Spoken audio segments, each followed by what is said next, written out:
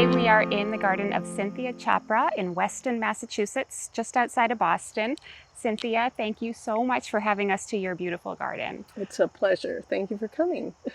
And you were telling me that you consider this to be a gardener's garden. So can you Yes. tell me a little bit about what you mean by that? It's a little bit wild and crazy, and it's got interesting plants that a lot of people don't have. And so it's interesting for gardeners to walk through. Things are not placed just so. It's, it all is not just mulch and plant. It's crafted to look like there's something interesting everywhere with textures and sizes. Hopefully I've accomplished that. I would say you have.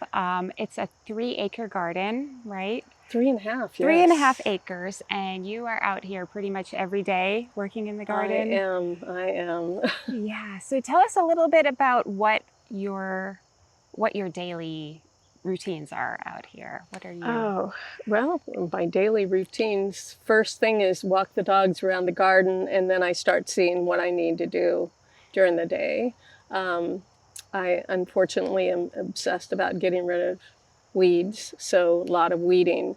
But it's deciding when to divide plants. What's gotten a little bit too crowded, what needs pruning. Has the light changed? Are things starting to brown up, and do I need to move them? Or what is going on with those plants? So it's sort of a walk around. I do a first walk around to see if anything is suffering or if there's a real big concentration of weeds, and then I decide what I'm going to do next.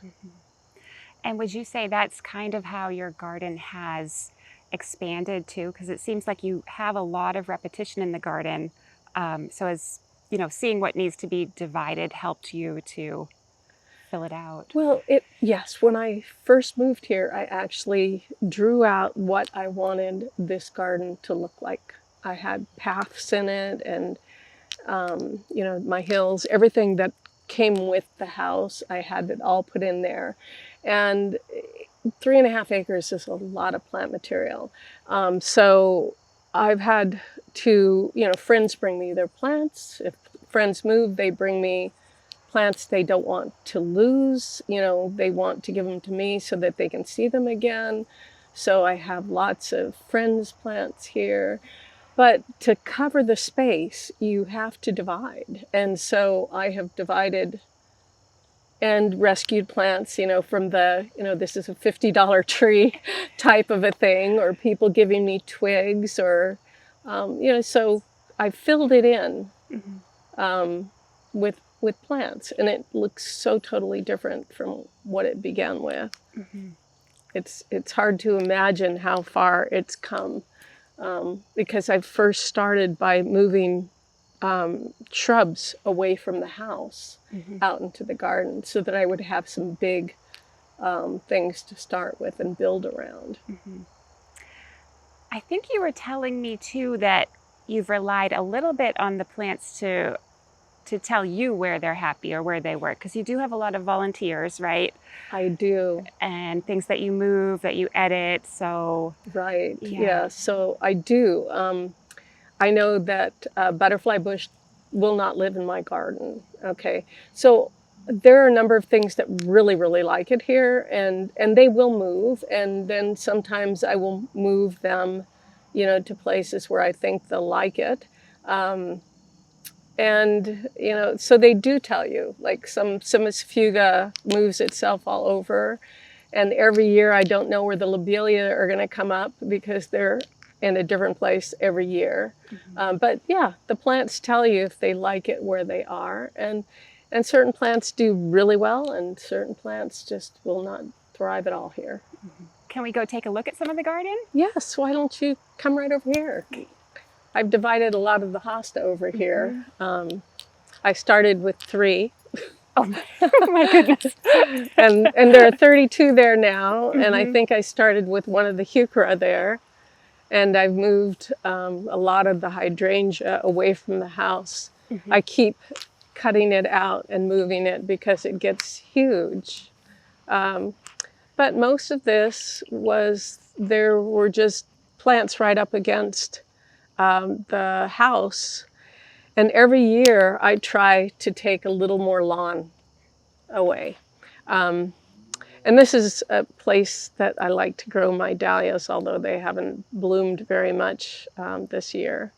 But it's a cool place uh, to build with color. I think there's good color here with everything. There is, and you have a lot of texture too with the different leaf shapes. Notice you have some bleeding heart back there. And they're blooming. Sort of Isn't that yes. weird? Yeah, I know they're Yeah, reblooming, and now, that's not a usual thing. But yeah. but unfortunately, I also have some fry to still be because it's been just so dry this year. It's been hard for a lot of things. Yes. And then I have my Acidanthera there, which I love. The bobbing little white flowers always just add a little bit of interest in the garden.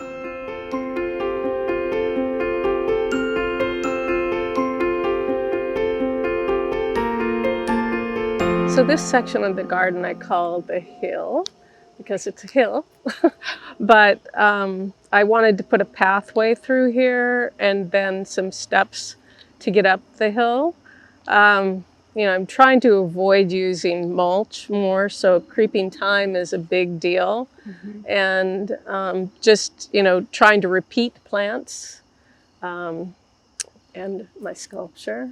Yes, you're an artist as well. Yes, a stained glass sculpture there. And all these rocks, you see a lot of big rocks around here, and they're from this property.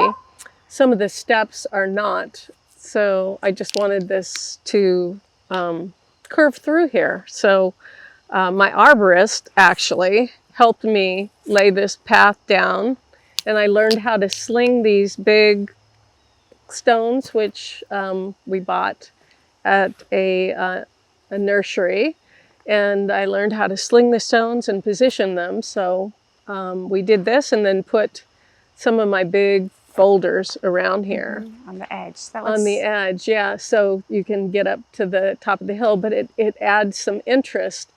And it gave me a place to put this very strange Japanese maple that just looks like it's a very long thing. Yes. Because it was growing that way. So we put it there, and it's perfect. Because part of what I wanted to do on this hill was to make it look like plants were streaming down. So I have a lot of repetition and different textures with hostas and grasses. And unfortunately, I lost a tree here, so a lot of my European ginger got burnt this year. So I have to come up with something to transition to more sun. Than what it's been in the past. So that is a work in progress. But you can look at this and just see that there's a lot of dividing. Yes. A lot of dividing. Yes. Like somebody gave me a little bit of this grass, and I've divided it. Pulmonaria, divided it. My Lacothwe, I love Lacothwe, and I've divided that. Yes. People gave me Kringashoma, and it is wonderful here. Yes. Unfortunately, this year it's been so dry that my painted fern, which usually covers this, I've got a burgundy painted fern, is just little stems. It's terrible. I see. So usually it looks really pretty, but now it doesn't look so pretty, and some of my hostas have suffered as well. But still, you definitely see the flow. Right. Sort of almost streams of plants coming down the hill. Yes, and that was the intention, was to do that. And then putting some big things up so that you feel like you're sort of in a separate place than out on the lawn. And I think that the big grasses, do that really pretty well for this area. And then one of my favorite places to sit is right up at the top on that bench, which is the most comfortable place to sit in the garden. And I love sitting there and just looking out over the garden to see what there is to see. Yes. And you make time for that, right? You're not always Yes, toiling. when I'm weeding up there, I go sit for a little while. Or when I'm trying to decide, what do I need to do? I've got places to sit around the yard to just sit there and look at it and say, oh, what's doing well, what's not doing well, what am I missing? Do I have too many things that are the same, size or texture? And so it's good for that. Yeah, so that is my hill. But this used to be all poison ivy, Oh. and it had lots of garlic mustard and other wonderful things that you do not want in your garden. Right. So how did you go about getting rid of all of that? Was it? Lots of poison ivy. Well, I pulled it. I pulled yeah. it. I don't believe in spraying things, Yeah. so, and I don't fertilize either. So I pulled a lot of it. At first, I got a guy who was the poison ivy guy. That was his name. Okay.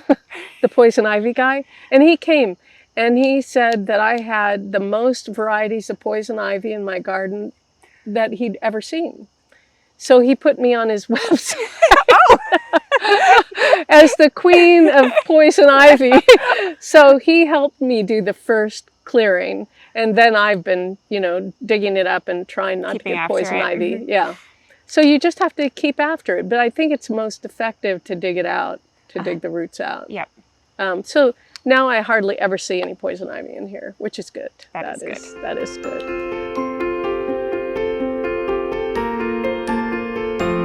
So, Cynthia, you were telling me you have an area of the garden you think of as your color garden. So could we take a look at that? Yes, it's right this way. This is the back way to it. And it is just color. It's colorful. It's like I didn't choose a color. I have planted things over the years and I allow things to reseed. I have dahlias in here too, but you'll see many different varieties of marigolds, different shapes and sizes, and many different colors of snapdragons, which I love.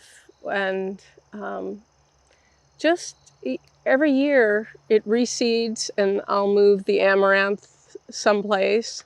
These cosmos come back every year. And the colchium, which I'm not sure, the autumn blooming crocus. Yes. Is amazing. I started with like 6 bulbs, and they've multiplied every year. So now I have really big display everywhere. But and then things choose where they're going to grow, because I didn't plant all of these, where they are. Right. And sometimes if I get a bunch of seeds in one place, I'll dig them up and move them so that it's distributed more, so that it's just not one color in one place, so people don't think that I'm really trying to match the color. Right. That it is just a mess of color. Yes, it's beautiful. It's it's just so interesting because it's not necessarily colors that you would put together, but they work together somehow. Well, maybe it's like rainbow. I sort of think of it as it's a rainbow. It's not a choice of colors, because I don't really like pink. You see, there's a lot of pink here, isn't there? Have some pink. But it goes with, things. If you look at little tidbits, it's great. But I just say, hey, it's like a rainbow, and, it's just very vibrant. And everybody can find something in here that they like the color of. Yes, and I love how they play off each other and pick up different notes from each other, like your amaranth, I think. Yes. With the cosmos, this is a very sort of rose color, and then with the peach and the yellow tones, just the way they're tangled together is it really amazing. Does look good together. And I think with the red twig dogwood, I've got midwinter fire back there, but the leaves are always a little bit yellower than green, so there's a good backdrop of color there as well, which I like. Thank you so much for sharing your garden with us today. It has been such a treat to walk through here, see some of your treasured plants, and just hear about the love and effort that you've put into creating this space. Well, I thank you for, I love having people come to my garden, and this garden has been not only made by me, but other people have contributed greatly, you know, with plant material and with items, objects in the garden.